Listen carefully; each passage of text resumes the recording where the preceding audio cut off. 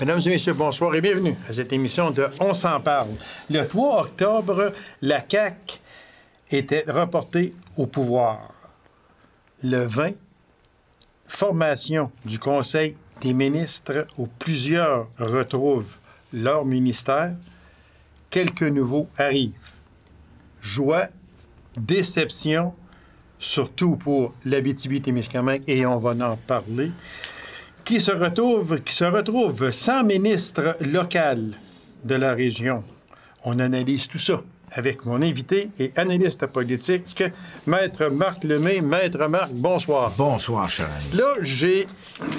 Allez-y gaiement. On va essayer de ne pas se fâcher, parce que moi, je suis encore en colline. Ça fait juste un mois. Ben oui, ça fait juste un mois, puis il me semble que dans un an, je ne serai pas de bonne humeur encore. Mais en tout cas, M. Legault en a décidé autrement. On va passer le sujet de suite, Maître Marc. Le 3 octobre, balayage de la CAQ en Abitibi-Témiscamingue, puis si on inclut Ongava, c'est 4 comtés sur 4. Absolument. Puis ça, on applaudit ça, on est content, jusqu'au Conseil des ministres. Et là, on se dit, ben, écoutez, on a fait élire on a 4 députés en Abitibi-Témiscamingue nord du Québec, 4 du côté du pouvoir. Oui. Donc, théoriquement, on s'attend à ce qu'on ait un ministre ou une ministre. Voilà, la bombe est sortie. Et voilà.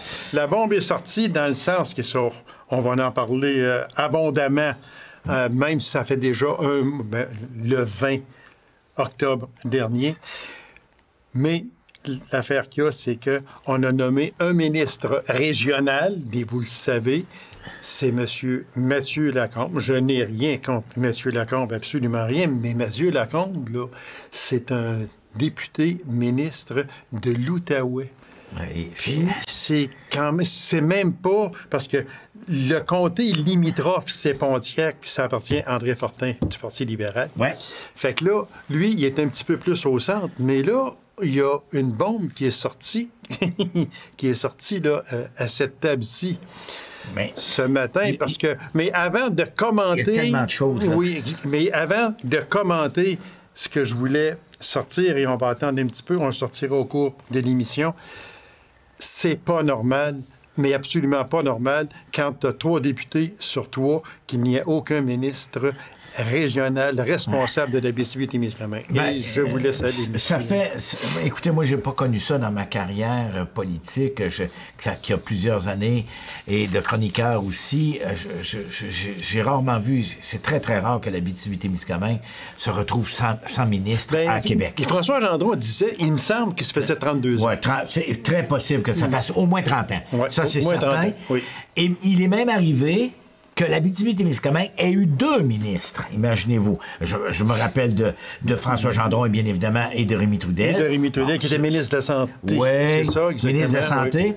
Oui. Et si on va plus loin dans les années 60, Alcide Courcy et Lucien Clich. Okay, bon, et ça, c'était au Parti Abitibi-Est.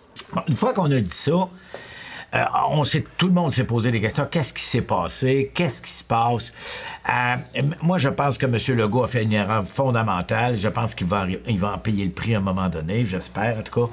Mais, écoutez, l'Abitibi-Témiscamingue a fait 10 du produit intérieur brut du Québec, ça vient de l'Abitibi-Témiscamingue. Avec les mines et la forêt. Les mines, la forêt, l'agriculture. Bon.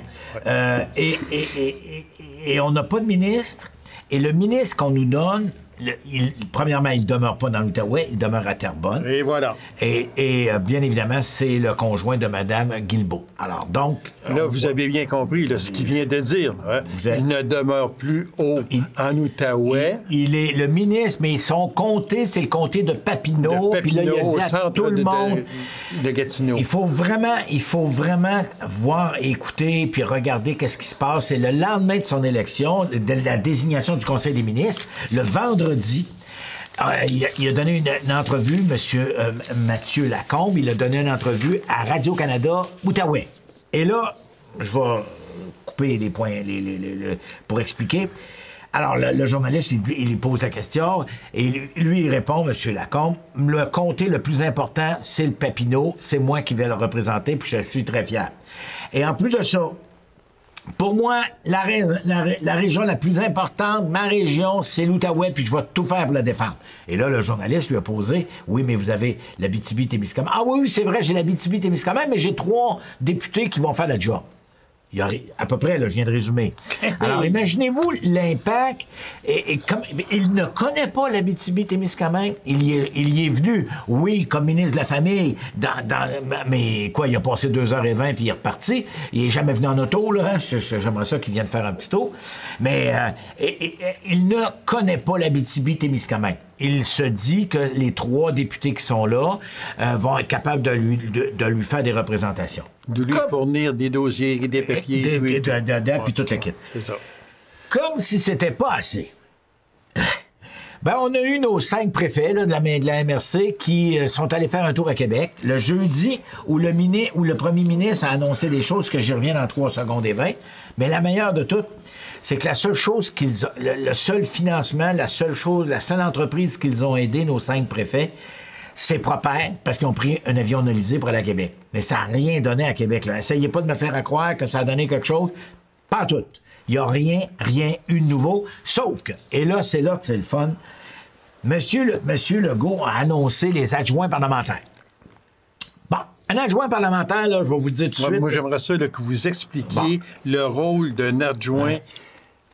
L'adjoint parlementaire à un ministre, oui. c'est le député qui, à l'Assemblée nationale, va répondre aux questions à son ministre ou les questions posées à son ministre si son ministre n'est pas là.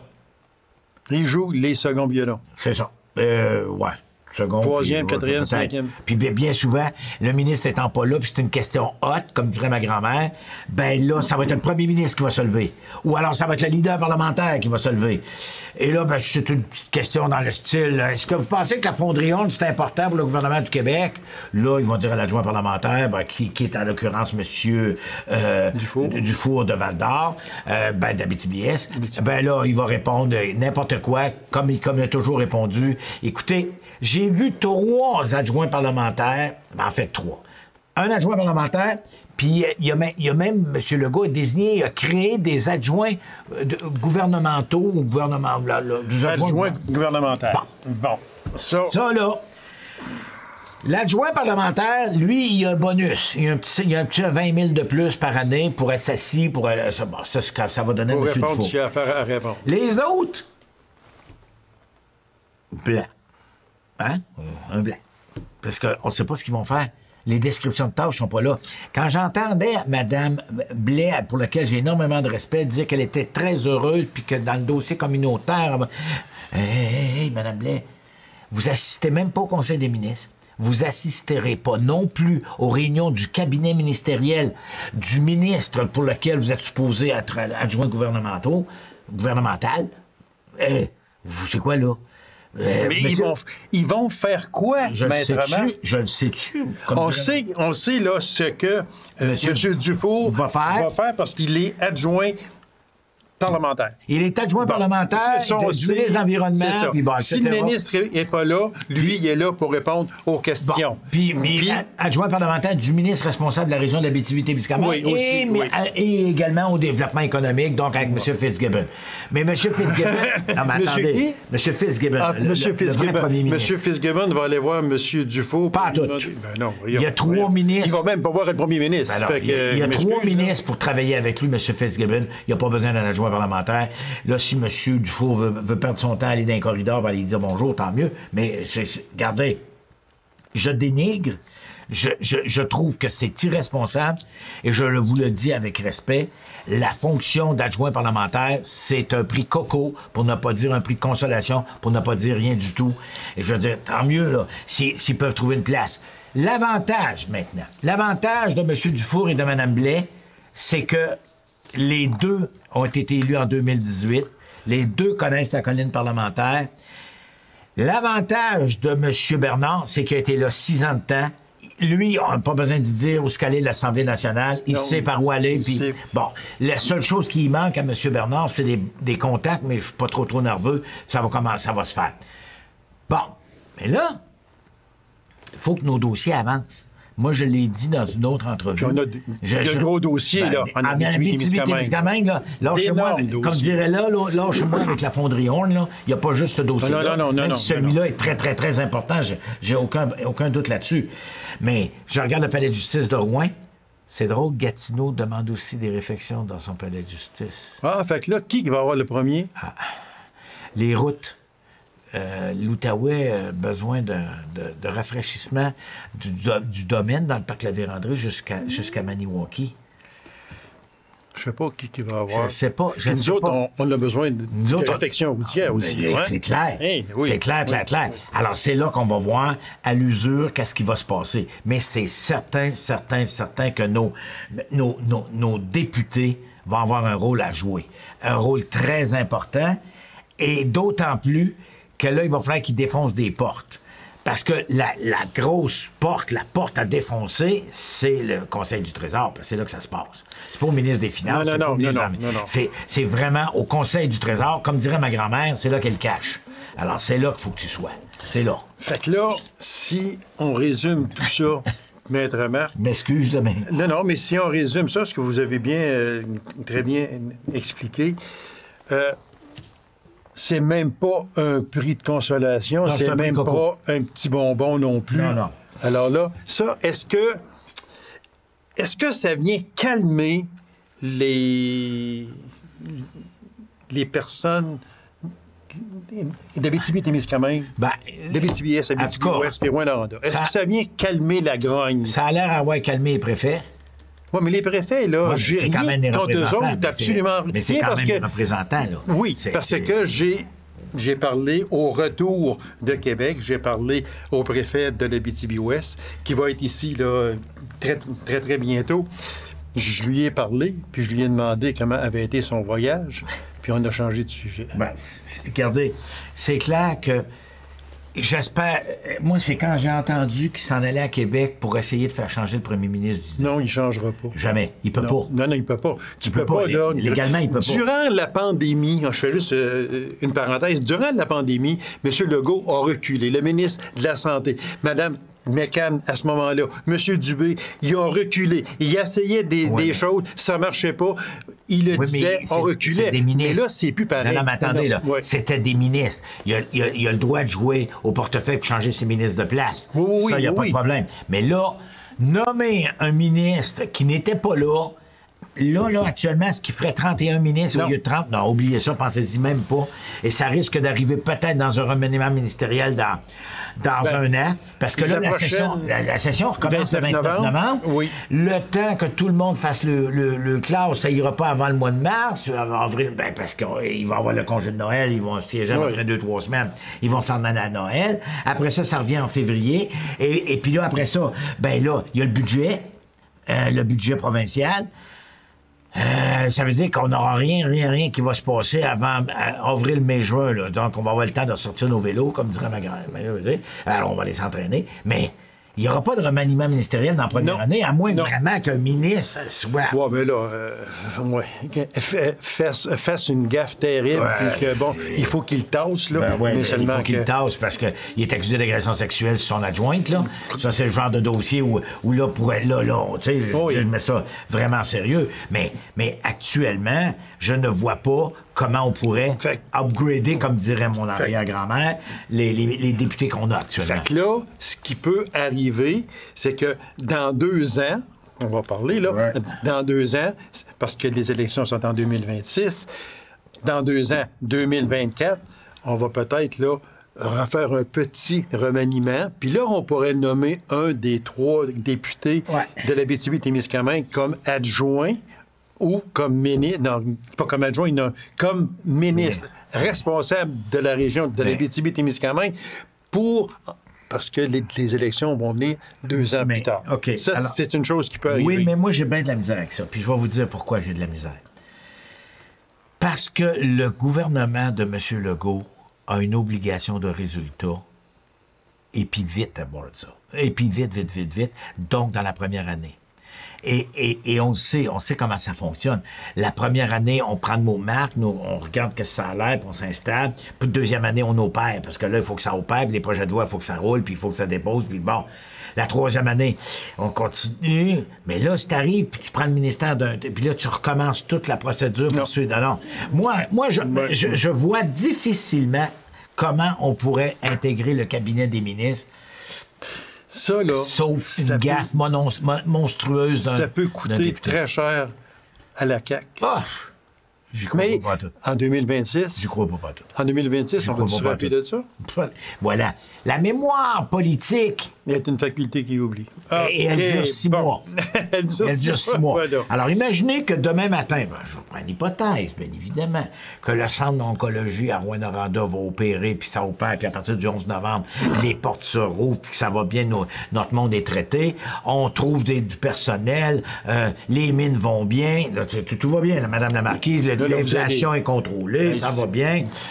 Est-ce que vous rêvez en couleur de temps en temps? Oui, ça m'arrive, j'ai une lunettes roses, puis bon, je les ai malheureusement oubliés dans mon auto, mais je vous dirais, les Québécois, actuellement, ce qui les intéresse, c'est qu'est-ce qui va me rester dans mon portefeuille avec le taux d'inflation qui se passe actuellement. Et la récession. Et la récession. Puis, bon, est-ce que des mesures économiques, et d'ailleurs, c'est la raison pour laquelle M. Fitzgibbon est devenu tellement important dans le gouvernement de M. Legault, c'est vraiment d'avoir des mesures économiques qui vont être visibles dans la première année. Et ça, c'est clair. M. Legault l'a dit, je veux des résultats rapides. Bon, est-ce qu'on va tout rénover les écoles? Comment ça va fonctionner? Bon, mais... Ben, des résultats rapides, là, moi, je sais que je vais revenir dans le comté d'Abitibi-Ouest. Il y a 2 gros dossiers en Abitibi-Ouest qui traînent depuis, un moins longtemps à la Maison des aînés à Palmarol. Oui. Parce que, bon, on sait qu'est-ce qui s'est passé. Mais il y en a un autre que ça fait 20 ans et plus. C'est l'hôpital? Que ça traîne. C'est la Maison des aînés, ou appelez-les l'agrandissement ici, là, à Macamic. Oh mon Dieu, mais OK, ça, l'hôpital là, de Macamic? OK. Là, moi, là, regardez, je monte ça ici, là. Les gens le voient, là. Ça, c'est un crayon. En 2018, il ne manquait qu'un crayon pour signer. Un crayon. Ils n'ont pas trouvé encore. Fait que là, moi, je mets lui ici, puis peut-être que le prochain député de la CAQ qui va vouloir venir s'asseoir ici, je vais lui donner ce crayon-là pour pouvoir signer des papiers. Mais on me dit toujours la même réponse, c'est compliqué. Ça doit être compliqué parce que ça fait 20 ans au-dessus. Mais ça, c'est compliqué, mais l'urgence aussi, le centre hospitalier d'Amos, avec toutes ses salles d'opération, si je regarde les dossiers, là, il y a vraiment des urgences là. Mais il y en a dans chaque hôpital. Il y en a dans tous nos comtés, puis c'est pour ça que c'est très... Je ne peux pas m'imaginer que M. Mathieu Lacombe puisse comprendre tous les dossiers de la BTB-Témiscamingue. Si j'ajoute tous les dossiers de l'Outaouais, Dieu, je sais pas comment il va faire, je sais pas comment ce gars-là va vivre. J'y souhaite bonne chance parce que ça sera vraiment pas facile. Mais c'est vrai qu'il y a des gros dossiers dans notre région qu'il faut qu'ils soient pilotés et que ça se rende parce que c'est vraiment le Conseil du Trésor qui donne le OK. Alors là, il faut absolument que ces dossiers-là débloquent. Ça presse. Non, on ne peut pas se permettre d'attendre en 2025 non. à la veille des élections de 2026. Ça encore. Non. Là, ça ne marche plus. Bon, OK. Fait que là, on va laisser ça parce qu'on pourrait continuer. Passer l'après-midi on espère que ça va apporter du positif, mais j'en doute, puis même ça me tente de dire un petit quelque chose, là, peut-être ça va être mal pris, mais de toute façon, moi je prétends et je me vois en 2026, puis j'ai l'impression que notre premier ministre ne sera plus là. Ah, moi je vais vous parier votre salaire de la semaine prochaine puis de l'autre là-dessus. Moi, il est majoritaire, à moins vraiment, oui, mais M. Legault. Il faut qu'il performe, vous l'avez dit tantôt, là, il faut qu'il performe, puis tout de suite. Oui, mais écoutez, la population y a fait confiance. Je regarde le 3 octobre, ça fait pas 6 mois, là, ça fait 1 mois et demi, 1 mois et 2 semaines. Là, je vais vous dire une affaire. il a fait son cabinet des ministres comme il voulait, comme dirait quelqu'un, à sa façon, à sa ressemblance, c'est ça qu'il veut, à sa manière, puis là, c'est ça qu'il veut. Et il leur donne 1 an pour réussir. Et il faut que ça parte, il faut que ça roule, il faut que ça marche. Bon, mais en 2026, c'est sûr que, bon, là, il y a un paquet de facteurs qui peuvent rentrer en ligne de compte. Mais là, je vais vous donner un exemple. Juste le dossier qui est en train qu'on voit essayer de se régler, tout le dossier de la santé avec les transferts fédéraux-provinciaux. S'ils reçoivent 5-6 milliards de plus par année, et on peut en faire. Mon problème, moi, et ce que je dis, c'est comment on peut... Parce que former un médecin, ça prend 7 et 10 ans. Former des infirmières, ça prend 3 ans. Oui. Former des avocats, ça prend 5-6 ans. On manque de personnel, on manque de personnes. Puis qu'on ne peut pas combler du jour au lendemain. Ça ne se peut pas. Alors, quand j'entends qu'on me dit, moi, que le Québec va avoir 50 000 immigrants, même si tu avais 50 000 immigrants, regardez la sœur, là, il faut que tu aies loges, il faut qu'il y ait des garderies. Faut que, tu sais, là, il faut vraiment... Là... C'est pas rien que des faire rentrer au pays, là. Oh non! C'est tout ce qui va autour. Alors, moi, j'ai juste hâte de voir ça au cours des prochains mois, parce que tout se tient, tout est imbriqué. Et c'est sûr que si on règle les problèmes au niveau des mécaniciens, au niveau... il y en a tellement, là, que le manque de personnel, c'est ce qui fait mal actuellement. Alors, si ça peut, se régler en partie... Je réponds à votre question. Moi, en 2026, écoutez, on va y arriver, là, mais je ne suis pas capable de voir aujourd'hui, là, qui pourrait remplacer la CAQ. Ça ne sera pas le Parti libéral, au moment où l'on se parle, il n'y a personne. Bon. C'est pas compliqué plus que ça. Il n'y a personne. Puis, bon, ça ne sera pas le PQ. Mettons que déjà que de se faire assermenter puis rentrer à l'Assemblée nationale, ça va déjà pas mal.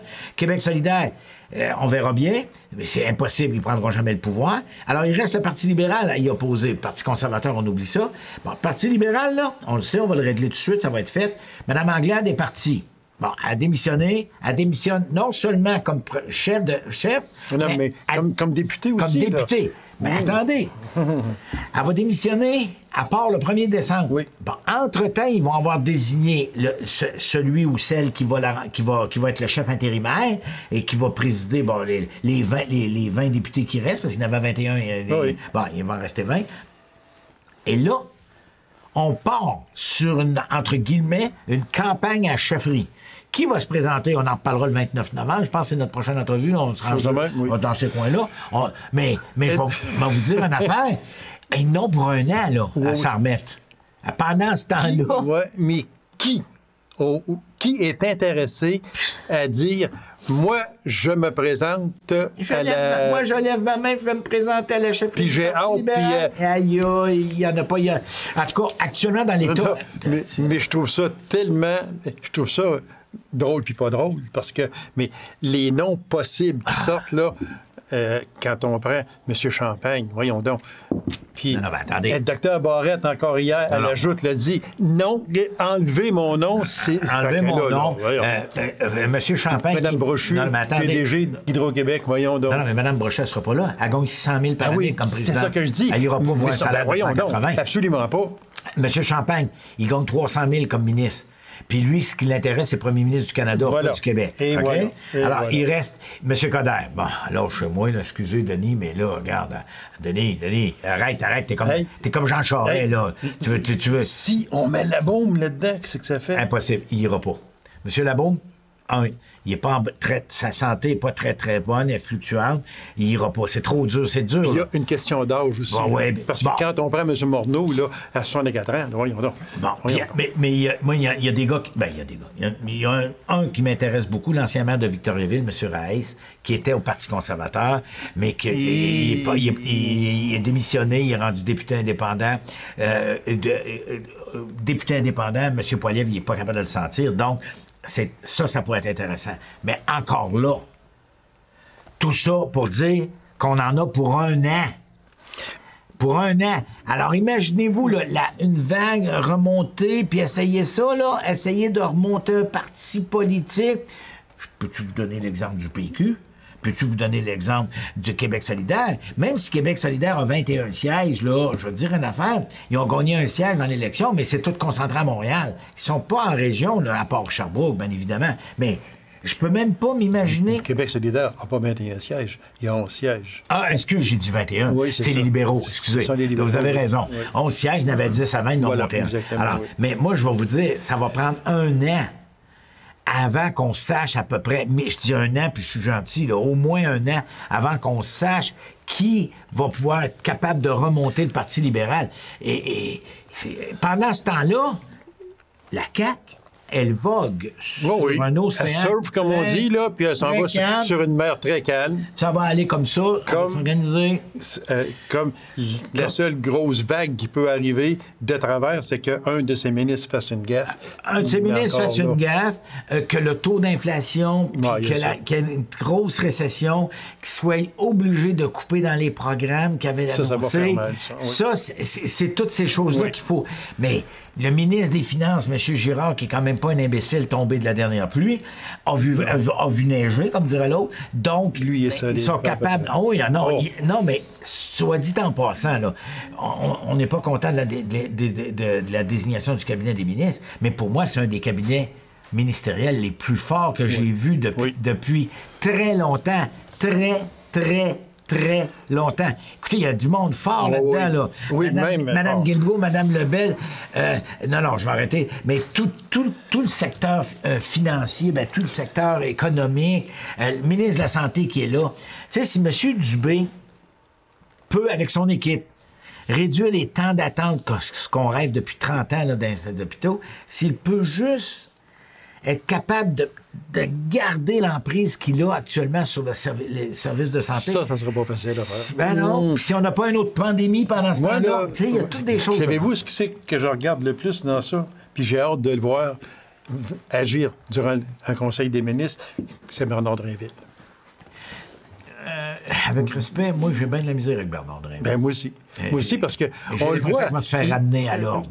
Parce qu'il veut toujours être en premier, il veut toujours parler, il veut toujours être front page, comme on dit. Vous l'avez vu, tout le monde en parle à un moment donné, mais les deux ministres qui étaient là, Mme Guilbeault, M. Fitzgibbon, ils l'ont regardé aller. Moi, j'ai comme l'impression, en tout cas, mon feeling, c'est que le lendemain tout le monde en parle, je ne sais pas si vous avez remarqué, mais depuis 15 jours, on l'a pas revu. On l'entend pas. On l'entend plus.